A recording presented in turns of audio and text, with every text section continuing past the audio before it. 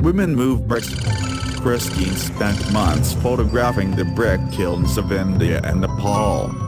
Here, in India, women balance stacks of bricks on their head in order to carry them to nearby trucks. These people work 17-hour days, without breaks, without water. Deadened by monotony and exhaustion, they work silently, doing this task over and over for 16 or 17 hours a day. Christine says of the unreal conditions of these workers in Nepal.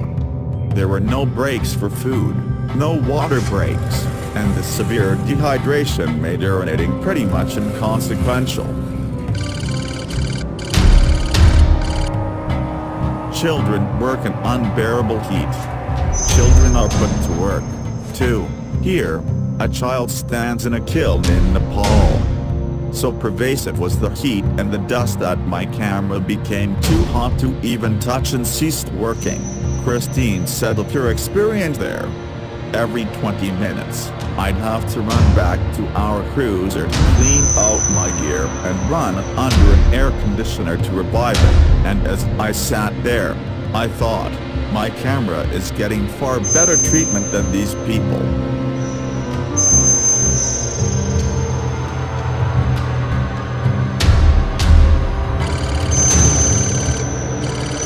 A powerless photographer documented powerless people. While photographing in the kilns, Christine says she often wanted to break down and cry, but was instructed firmly by one of the abolitionists she was able to do no such thing. He very clearly explained to me that emotional displays are very dangerous in a place like this, not just for me, but for them, she recalls. I couldn't offer them any direct help. I couldn't give them money, nothing. I wasn't the citizen of that country. I could get them in a worse situation than they were already in.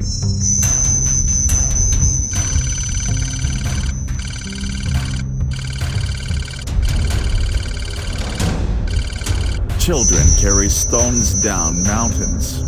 In the Himalayas, I found children carrying stone for miles down mountainous terrain to trucks waiting at roads below, says Christine. The big sheets of slate were heavier than the children carrying them, and the kids hoisted them from their heads using these handmade harnesses of sticks and rope and worn cloth.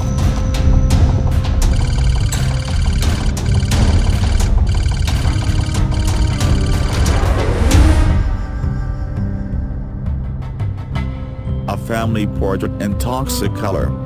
This is a family portrait, says Christine, of a picture she took at a textile factory in India.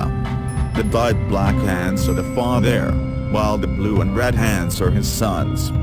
They mix dye in these big barrels, and they submerge the silk into the liquid up to their elbows, but the dye is toxic.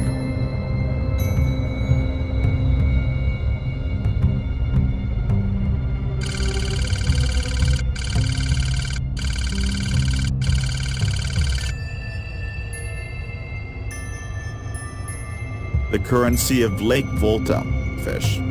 Lake Volta, in Ghana, is the largest man-made lake in the world. There, fish are a form of currency. A recent estimate figured that more than 4,000 children are enslaved and at work fishing on the lake.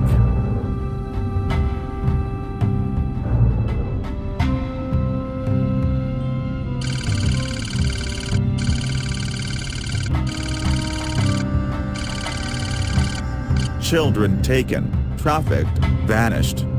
When Christine first arrived at Lake Volta, she saw what she thought was a family fishing trip. Wrong. They were all enslaved. Children are taken from their families and trafficked and vanished, and they're forced to work endless hours on these boats on the lake, even though they do not know how to swim, she says.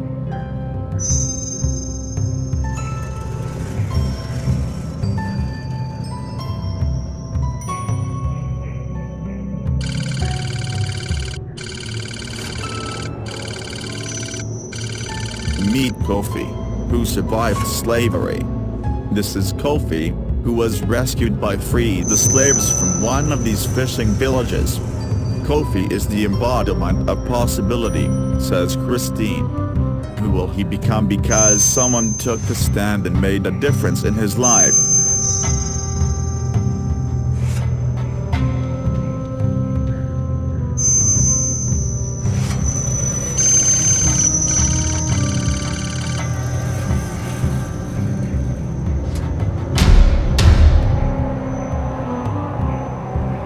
Into the mines.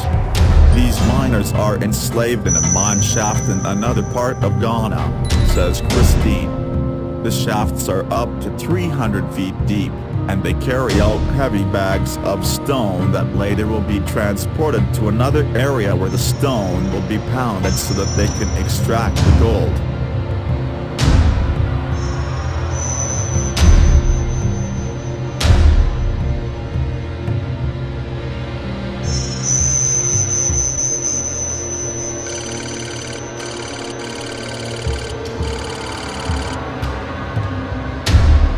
In poisoned water here, slaves pan for gold, waiting in water poisoned by mercury used in the extraction process. Children are ever present, often strapped to the backs of women working in the contaminated waters.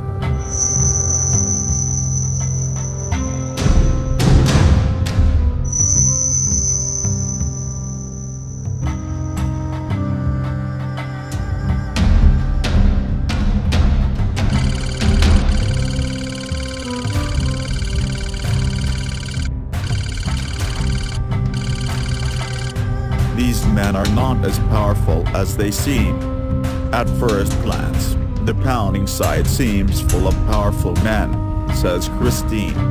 Look closer and see that all the workers are victim to injury, illness and violence.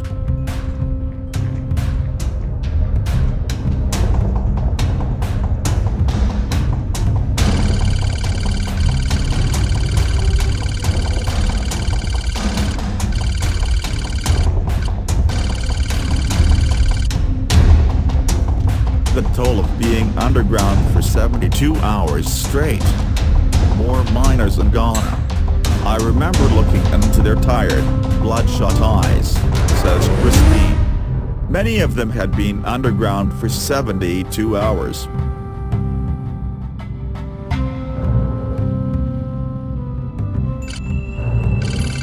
The toll of being underground for 72 hours straight. More miners in Ghana. I remember looking into their tired, bloodshot eyes, says Christine. Many of them had been underground for 72 hours.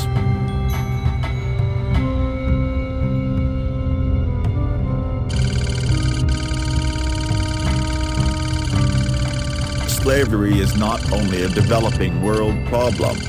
Slavery is not confined to the developing world. On the contrary, it is also a problem in the United States. Christine took this photograph in Washington, D.C. as part of a project she has been working on for the past year and a half. This shot was taken on K Street, within feet of the city's embassies and fanciest buildings.